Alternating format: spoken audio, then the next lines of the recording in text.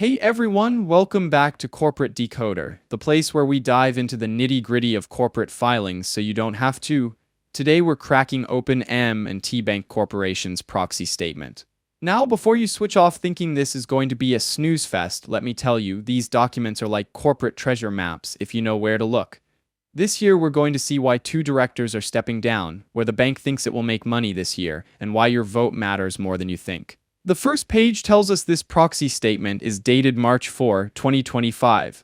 That's the kickoff for M&T to get your attention, the shareholder, before their big annual meeting on April 15. Think of this as your invitation, agenda, and cheat sheet all rolled into one. So what's on the agenda? First, they need you to vote on who gets a seat at the directors' table for the next year. 14 seats are up for grabs, and these are the folks who will be steering the ship. It's like choosing your fantasy football team, except these players control a bank. Next, you get to weigh in on whether the big bosses are being paid fairly. This is what's called a say-on-pay vote. It's non-binding, which means bank can ignore it, but it sends a clear message about how shareholders feel about executive pay. Then comes the official stamp on PricewaterhouseCoopers, or PwC, as the bank's independent auditor. It's the seal of approval on who's checking the books. Okay, let's get to the director nominations. Big news, Robert Brady and T. Jefferson Cunningham are not coming back. That's decades of experience walking out the door. This is what they might call a refresh on the board. Looking at the nominees, we see a mix of backgrounds, from former bank CEOs to tech experts, cybersecurity pros, and even someone from Hearst Media. M&T is clearly trying to cover all its bases when it comes to expertise. This skills matrix is M&T showing off their well-rounded team. They want you to know they've got people who understand risk, technology, finance, and everything else. It also shows their commitment to diversity, with representation across gender and race.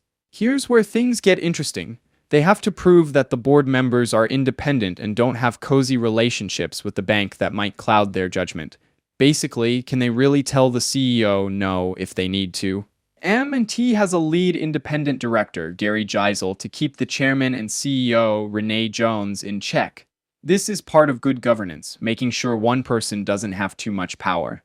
Got something to say to the board? M&T tells you how to do it. You can send a letter to the corporate secretary. No guarantees they'll act on it, but at least you have a voice. Now for the juicy stuff, how the executives get paid. M&T's philosophy is pay for performance, which means they want the bigwigs to get rewarded when the bank does well. They're aiming for that pay to be competitive and attract top talent. Check this out, for the CEO, 90% of his target pay is at risk. For the other top execs, it averages 83%. That means a big chunk of their compensation depends on how well M&T performs.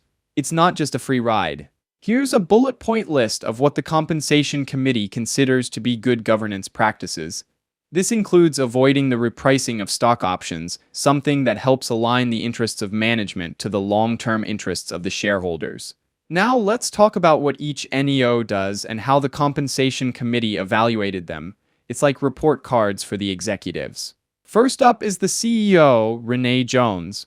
The board's compensation committee reviews his yearly performance, specifically with quantitative metrics and qualitative attributes like strategic thinking and risk adherence. As an aside, he got about $10 million total.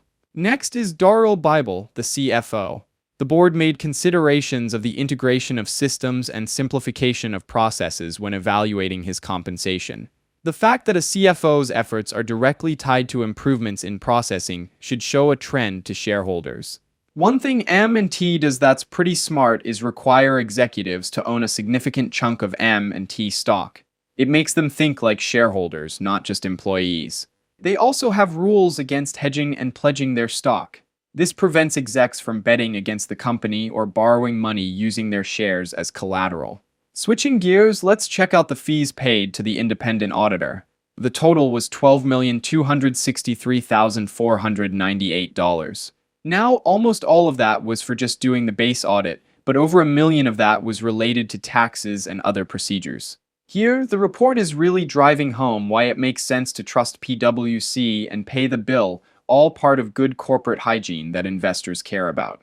And to wrap it up, there's a note saying all the required reports were filed on time, so no one was late with their homework. So what's the overall picture? M and T seems to be sailing in a steady direction.